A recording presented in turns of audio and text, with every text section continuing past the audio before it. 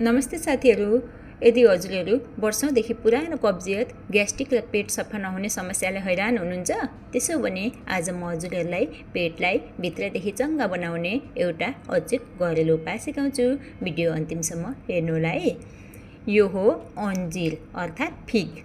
यसलाई हरेक राति 2वटा यो जुन अन्जिर छ नि, यसलाई ओबानो अन्जिरलाई 1 गिलास सफा पानीमा भिजाएर राख्नुहोस्। रातभरि भिज्दा अन्जिरमा भएको फाइबर र पोषक तत्त्वहरू पानीमा मजाले घुल्छन्। भोलिपल्ट बिहान खाली पेटमा सबैभन्दा पहिले यो अन्जिर भिजाएको पानी पिउनुहोस् र त्यो भिजेको अन्जिरलाई पनि मजाले चबाएर खानुहोस्। यसले हजुरको पाचन प्रणालीलाई बलियो बनाउँछ र दिशा बस्न सजिलो गराउँछ।